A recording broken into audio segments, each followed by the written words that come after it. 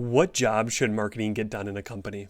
Well, at its core, marketing's the art of sort of making people want what you're selling, and in my view, sort of the science of putting it in front of them at the right time. So the job that it's really trying to get done is, how can you take a product or a service and put it in front of the people that actually want that product and service, and do it at a time that is right for them. Yeah, I've heard, I don't know the quote, but it's like right person, right time, right channel, right something. But that aligns with what you're kind of saying, making them move through those kind of avenues, the right person, because if you're marketing to someone who doesn't want to change or doesn't want your product, then they won't really take action or move. So, I mean, there's been lots of different ways that over the years that's been described. There was like the 5 Ps back in the day, which the Ps always change depending on where you were at. There's a guy that sits on my board, a guy called Permjot, or another P, but he was trained at Duracell. I remember him always telling me the job of sales was to put batteries on the shelves, and it was the job of marketing to make sure that they didn't stay there, which I always thought was such a nice way of thinking about it. Because you need people to come in and buy it, and of course that's a marketing's job, whereas a sales guy will get the retailer to stock it.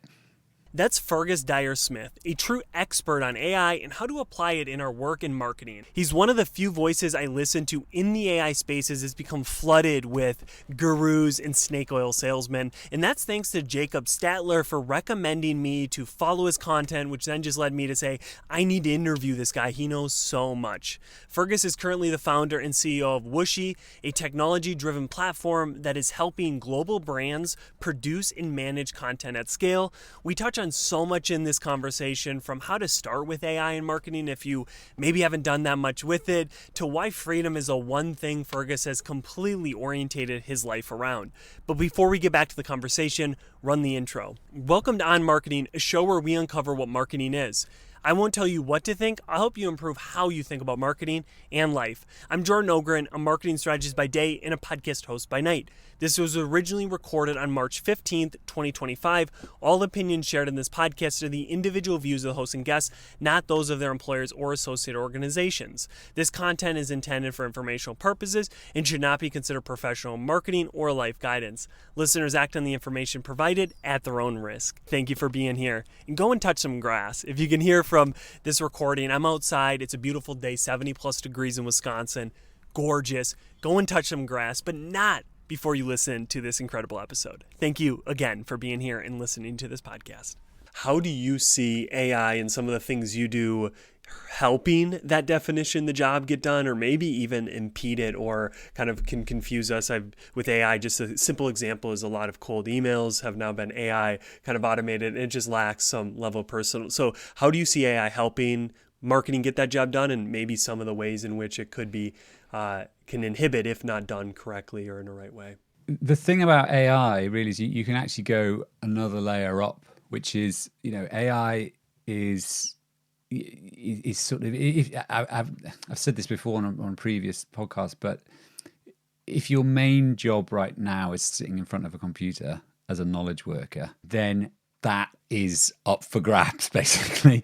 Now, the question is, when, of course. So, it's is it immediately up for grabs, or are we some way away? But to all intents and purposes, the role of a marketer, especially today, as we market more and more on sort of digital channels, is one that's up for grabs. So, the obvious ones that come to mind immediately are copywriters. I think they're under a lot of pressure right now. Great copywriting is still really hard to do. I wouldn't take that away. But do you need 5 great copywriters when you can have one great copywriter and a really great copywriting AI? That's the question. Then you've obviously got digital marketers, SEO, PPC, social, like all these channels, even videos now can be automated. Like all that. I think AI is just going to make it ever easier. Perhaps the place where it's going to come last is the things that people maybe even 5 years ago were not doing so much of. So events, out of home type stuff. Like these are the things that AI is not going to turn up. Well, right now it's not going to turn up to an event, meet people face to face, and actually those have become really interesting channels. The area that I think is really interesting, and I was chatting about this at an event, I was speaking at an event recently, and is this idea of when, like, who, it's go back to the very original point, getting the product or service in front of the person who wants or needs it. Now, what happens when you want to book a hotel, and rather than you going and booking a hotel, getting onto booking.com or whatever, you just tell your AI to go and do it. Who am I now marketing to?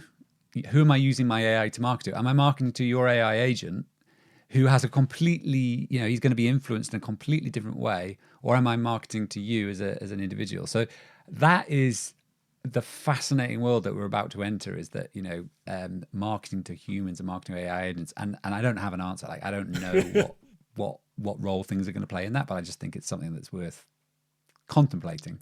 Yeah, that's a big insight on like how the differences and maybe if there's any similarities in the way you would market to a human into a kind of an AI agent that seemingly gets closer and closer to AGI or thinking like somewhat of a human with a consciousness.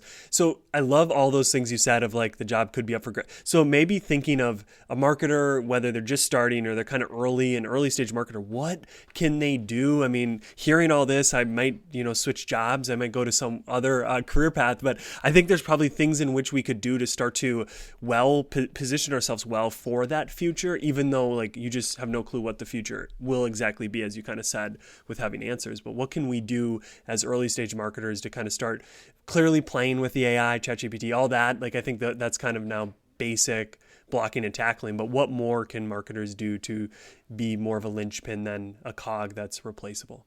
I think there's lots, frankly.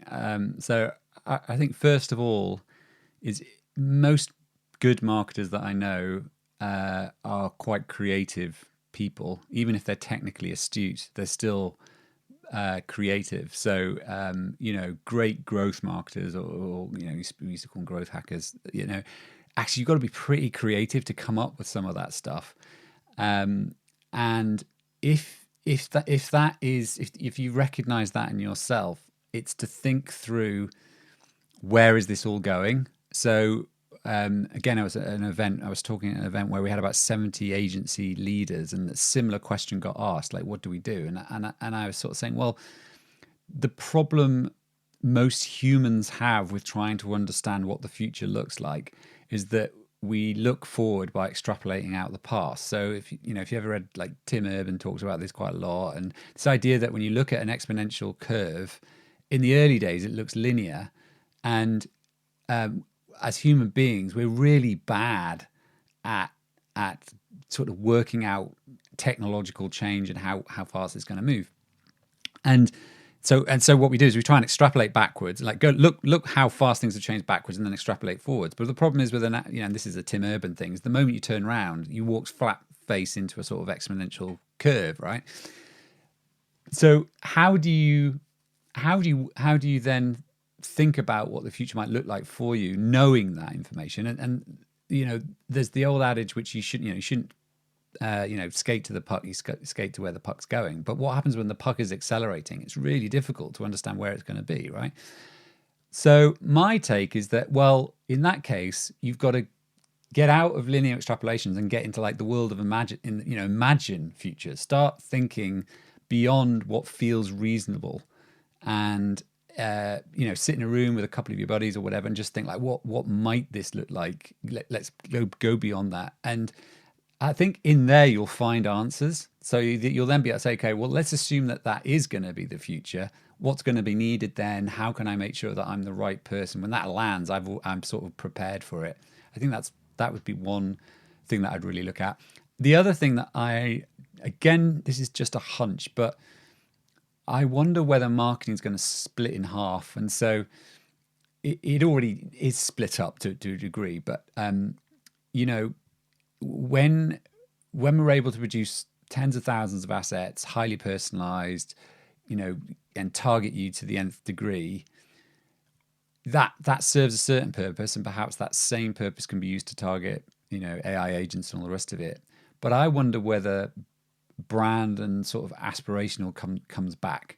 So I don't I don't want to, in the sort of 80s, the sort of heyday of advertising, really, it was all about aspiring to be the person on the screen, or it's like they made you want something, not because it was personalized, for the very opposite reason. And I wonder whether that might come back. I wonder whether we'll get, Google trained everyone to think about attribution and last click, and everyone forgot about desire and those sorts of things. Not everyone, but a good number of brands did. Anyway, there's a few thoughts. Oh, I love that. Kind of this futuring or creating these future scenarios.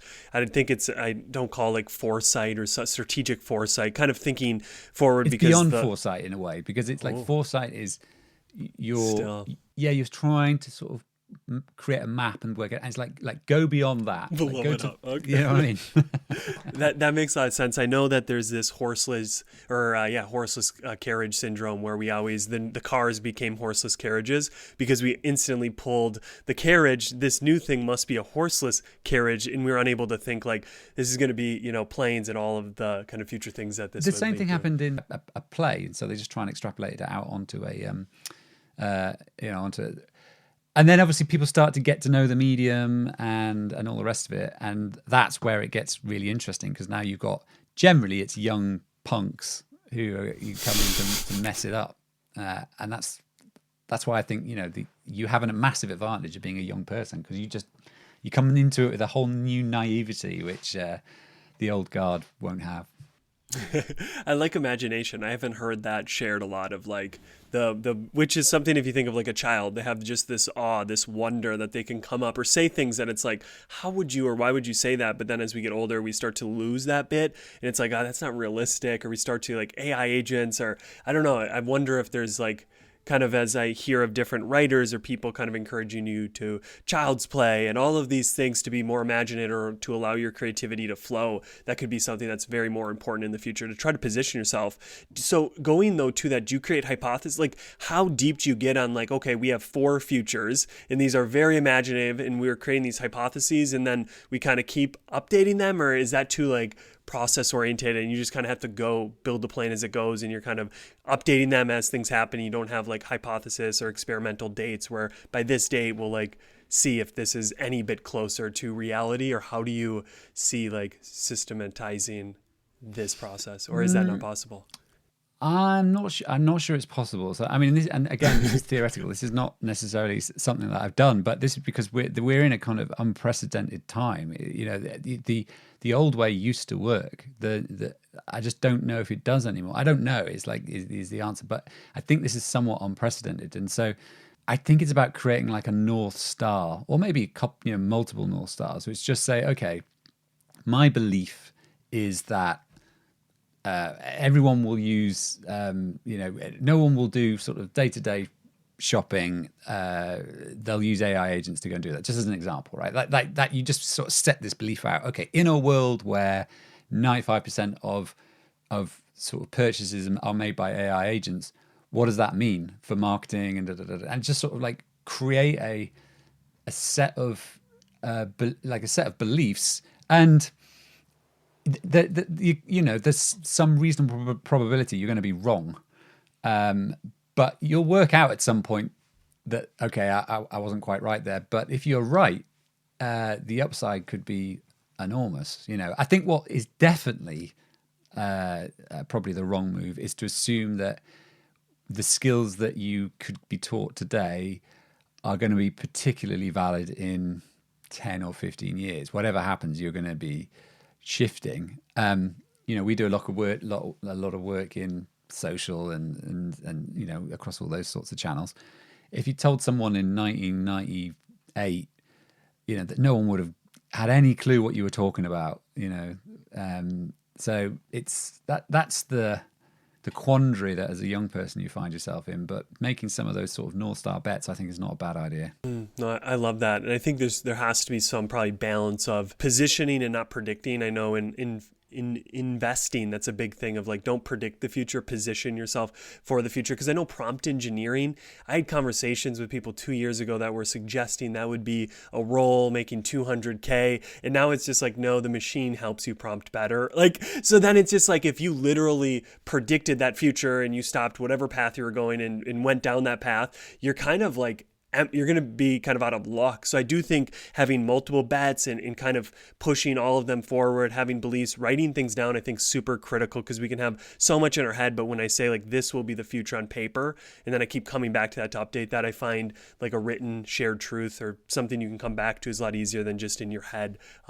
Because at least an imaginative person like me, I can think of so much, but until I put it on paper, this is future one, future two, and seeing those through. So I think that that's really helpful, and kind of maybe even underneath that is the ability to think of that will become a skill, because it's changing today, but I can't imagine in 15 years it'll also be changing rapidly. So it's just, this is a new skill of kind of seeing the future, positioning yourself with bets. Another thought there, and this is just coming to me as I'm thinking about it, is you could also sort of take the Jeff Bezos approach to this, which is, when you look at all the change that's happening, trying to make a bet, especially on something specific, is probably a fool's errand. You're going to get it wrong. I think you can probably take some bets on a direction, like I said, some sort of North Star, but it wouldn't be like, I think, for you to use your example, like prompt engineering is going to be a big thing, but you might take a bigger bet on, our ability to manipulate computers is going through language is going to be dead easy. Okay, that's a bigger bet. So what falls out of the bottom of that? But the Jeff Bezos one is you flip it the other way and say, what today will not change, what won't have changed in that time frame. And there are certain things such as human desires will be the same, likely. There'll be a whole bundle of things that you'll be able to sort of put in a bucket and go, well, that's a sort of solid truth, and that's not going to change over the next 50 years, let alone the next 5 or 10 years. So that might be another way of taking it. Yeah, I think he said like people will always want things quicker or something. Faster, so kind of, cheaper. Yeah, which is kind of maybe more of along your North Star. It's not like a specific prediction, but it's just like North Star. People will want things continually. No one's going to say, I want things slower now that I've had this all at my fingertips. I love it, Fergus. I think you're one of these people who are on the frontier that I could talk to you for hours on this, but I'm going to switch this to life. Maybe even some might argue a more important conversation, especially too with AI starting to kind of merge into this space of thinking like humans. But if I had to ask you in just your answer, because everybody comes to life with different kind of approaches, but what is the purpose? What should I be aiming for in life? What is your answer to that question? I can give you my answer, but my answer could be very different to everyone else's. I mean, I think there'll be some fundamental truth inside you that is what you know. Well, you might not know. This is the point. I think for many people, they don't. Some people never find it out. Some people find it out at different points in life. But there'll be some fundamental truth. And as an example, I know mine generally revolves around freedom and being in control of my own destiny. So that is a fundamental. Whenever I've optimized for that, things have worked out well. I've been happiest. Whenever I've gone, or whenever I've sort of not contradicted it, but sort of worked against that or sort of compromised on it, things tend to have gone south or been unhappy. But my answer is completely different to other people's. It's like I don't think there isn't an answer. There's your answer. Whether you know what it is or not is another thing. So freedom for you is a big for me, thing. It's always been around freedom and not, being able to do whatever I want to do whenever I want to do it. Now, that doesn't mean I've always been able to like literally do whatever I want to do, because I've been broke, I've been, and something, but that, no one could have stopped me going surfing or whatever, whatever it was. I was able to physically do whatever I wanted to do. Didn't have to go and, do a number of things. But for other people, that's not it, and that's not it. It's something else. It could be monetary reward. It could be fame. It could be power. Like, no judgment on any of them. I'm also thinking too, like freedom for self, but then there's clearly, if you think of activism, there's freedom for others, which then pulls more of this justice angle into it, that it's like, I think all humans have the right in like the kind of human thing to be free, to make their own decisions, to kind of believe whatever they want, going to communism or any of the other thoughts. But so I find that to be interesting, because do you see it solely for yourself, and then when you see others, I don't know, the opposite of freedom, contained or constricted, you don't feel anything? Or do you feel for others as well, where you're like, I wish they could be free, I wish they could kind of have this freedom or this, like, or is it mainly for yourself? And again, as you've been saying, there's nothing wrong or right with kind of not having a justice filter and kind of just being like, I'm really only focused on my freedom and kind of pushing forward, because then I'm a better person to all my friends or people around me. That's a good question. I've never actually thought about it in those terms. I mean, it's when I've tried to sit and think about there is an element of freedom of your own thoughts, though. So there's a correlate. Do you know what I mean? So being able to separate what your brain is doing and how you actually think about the world, there's an, which I don't know, maybe we're getting a bit, I'm getting a bit deep there, but that, yeah. And it's quite personal to me. I have struck, understanding that how I'm reacting to something isn't necessarily sort of, it can be locked in as a consequence of some sort of dogma, or and everyone falls for it all the time, me included. Like you end up reacting to something in a certain way, and then you realize that is not me. That is me representing some view that I have that I've got from somewhere else, and that's the key of it, is really just being free to have my own thoughts, which everyone has, but not everyone sort of actually practices. And then beyond that, you've got into the physical realm, and sort of like, okay, the freedom of. But yeah, in terms of other people, funnily enough, my wife actually lived through communism, so she's Polish, so I hear about what that was like, and so it's but yeah, it's weird not example that I pulled. Yeah, exactly. Close to home. I love what you're saying though, Fergus, because I do feel, whether it's in like The Man's Search for Meaning or some book that it talks about this thing of like, you have the freedom to decide your reaction, or you have the free, and I think that is like. Because I also read a book about mimetic desire, that most of our desires are pulled. So there's this, in my mind, there's this kind of promised land that I'm always trying to go to, of the freedom of making my own decision, not pulled by society, dogma, all those things. But man, to your point, I think it's a forever journey of constantly being like, I reacted that way, but I'm not. And I've noticed that I'll be playing a game. I just had a daughter. I'll be playing a game and I'll lose the game on my phone. She's crying, and all of a sudden I'm like upset. I'm like, no, I'm pissed I lost this game. But that does not have to transfer. And that's like a super micro, but like the freedom or being in control is maybe the opposite side of freedom, of like, you're in control of your reactions, you're in control of how you feel. That's the ultimate, at least for me, place to be. Yeah, I mean, it's quite stoic, isn't it? I mean, that sort of gets to the heart of stoicism, essentially, which is, there's your thoughts, there's actions, there's things that happen, and there's how you react or think about those things, and they're two separate things. An event can be, there's an event, and it can be bad and good, just depending on what your perspective is. What is something, Fergus, outside of business AI marketing, that you do that when you come back to the world of marketing AI business, you just do it a little bit better, you have a sharper mind? Do you have any habits, practices you do outside of work that allow you to do work better? What's one of your top? Yeah, I mean, I've surfed since I was about mid-20s. I started surfing. I moved and lived in Portugal for 10 years as a consequence of doing that. I actually have got back into coding, which I know that's sort of correlated, but I've just found it such a huge unlock for my own brain, because for so long I was locked out of that world. I used to code a little bit when I was in my early 20s. The world took off, the internet took off, and it just, went well beyond my skills. But now, as a consequence of AI, I'm sort of able to produce stuff. They're sort of biking, walking, hiking, all these sorts of things. Things in nature or outside. Exactly. Yeah. Have you always been that way? You clearly stated you started surfing at 20, but did you always have, I don't want to call it a balance because it's never a balance. It's kind of one thing but like, have you always had that where professional and personal, you always kind of had these things at which you were doing outside, or were you at one point a little more driven on the professional and you? I would say I don't really have that split.